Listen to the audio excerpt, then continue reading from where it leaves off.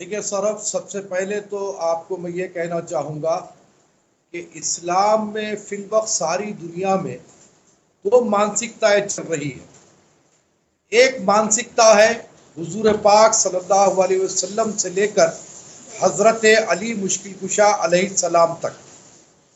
उसके बाद की एक मानसिकता है जो यजीद इब्ने माविया का जो दौर आया, जो इमाम हुसैन को जिसने कत्ल किया और गैर ज़रूरी बहुत सारे ममालिक पर हमला करते हुए अपनी हुकूमतों को बनाया, वो एक मानसिकता भी हमारे इस्लाम की एक धड़े में है।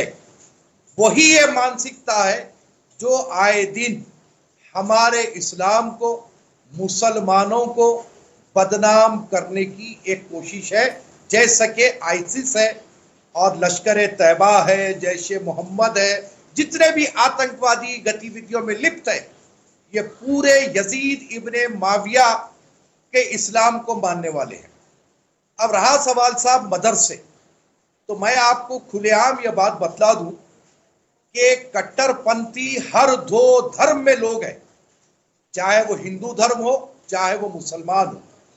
हर जगह पर ऐसे आपको कट्टरपंथी लोग मिल जाएंगे, लेकिन सारे मदारिस को इसका जिम्मेदार खड़ा कर देना ये नाइंसाफी होगी। और रही बात साहब कि आपके हाथ में हुकूमत है, मोदी जी हो, अमित शाह जी हो, अगर ऐसी कोई इत्तलात हमें उसूल हो रही है तो हमें चाहिए कि सारे मदरसे के जिम्मेदारान को बुलाएं और जो भी लोग फसाद नहीं चाहते, जो इस्लाम को अच्छी तरीके से जानते हैं, उनको बुलाएं, बिठाएं, बात करें। और अगर कहीं पर भी कोई ऐसा मदरसा निकल जाता है जहां से गलत तालीम के अंदेशात हमें दिख रहे हैं, तो फिर उसके खिलाफ में कार्रवाई होनी चाहिए। अब सरकार जो करेगी सो करेगी। अब हम यहाँ बैठे सरकारों से उम्मीद करते रहे तो फिर बाकी लोग क्या करेंगे, समाज क्या करेगा? हम सब, आप लोग सब, हम सब लोग किस लिए हैं? फिर ये चर्चाएं किस लिए हो रही हैं? फिर ये बातें होंगी जब खुल के, तभी जो है सरकारों तक भी पहुंचती है। अब जैसे मैं आपसे पूछूं, साफ साफ पूछता हूं मैं आपसे, आप इनको जो मर्जी माने, आप माने कि ये कोई स्कॉलर है या नहीं है, जावेद घमंडी जिनकी हमने बात सुनाई, इन्होंने कहा कि कोई भी व्यक्ति आपके सामने माने या न माने, लेकिन यह सच है कि हर मदरसे के अंदर, रिजवान साहब कहेंगे फिर मदरसे को क्यों कह रहे हैं, उन्होंने कहा हर मदरसे के अंदर 4 बातें सिखाई जाती हैं। पहला, शिर्क, कुर्फ और इब्तिदात, अगर मैं सही बोल रहा हूं तो अपोस्टेसी, इस्लाम को जो नहीं मानता, यह काम करने वाला ये मौत की सजा का हकदार है और कोई भी व्यक्ति इनको ये मौत की सजा दे सकता है। दूसरा, गैर मुसलमान कोई भी व्यक्ति हो, वो केवल गुलाम बनने के लिए, रियाया बनने के लिए, वो केवल वही बन सकता है, वो कभी हुकूमत नहीं करते और वहां पर अपनी हुकूमत बना लेंगे। तो ये सारी बातें क्या बिल्कुल सरासर गलत है? ऐसी कोई सोच नहीं है। सुनिए साहब, देखिए साहब, हुजूर पाक सल्लल्लाहु अलैहि वसल्लम की तशरीफ आवर में यहूद के कई डेलीगेशंस आकर हुजूर से मिलते थे, तो हुजूर अपनी कमली मुबारक बिछाकर उनको बैठाकर उनका इस्तकबाल करते थे। तो क्या वो जब मिलने आए तो क्या उन्हें कत्ल कर दिया गया? अरे ये प्रोपेगेंडा है साहब इस्लाम के खिलाफ में। इस्लाम की तालीमात अगर पढ़ी जाए सही माना में, मैं रिजवान भाई से 100% मुत्तफिक हूं कि पढ़े लिखे लोगों की जिम्मेदारी है कि इस्लाम का सही प्रचार करें। सर, उन्होंने तो कहा 99.99% वो सोच रखते हैं जो कि केवल मदरसों को हम जिस पर हम थोप रहे हैं। उन्होंने तो ये बात कही है।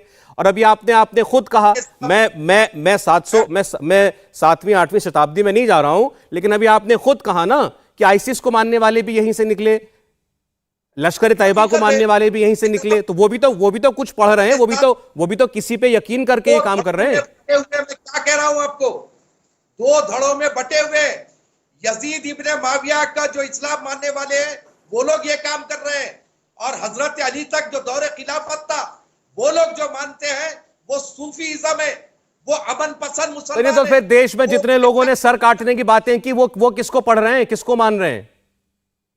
यजीद इब्ने माविया को मानते हैं। वो इतने सारे लोग हुसैन के कातिल है। 1 मिनट में आरजू के पास जाना चाहता हूं। आरजू का सवाल की बात है, नारे तो आज लग रहे हैं। कैसे हम मान लेंगे नारे नहीं लगे? एक सेकंड मौलाना साहब कुछ कह रहे हैं, समय चला जाएगा। मौलाना साहब ठीक, मौलाना साहब थोड़ा जल्द शॉर्ट में प्लीज।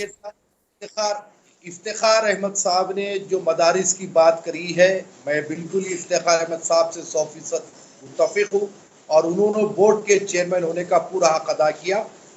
हिंदुस्तान के जो मदारिस है और जहाँ पर वो किताबें पढ़ाई जाती है, कहीं पर भी ना देश के खिलाफ पढ़ाया जाता है, ना किसी को कत्ल करने के लिए पढ़ाया जाता है।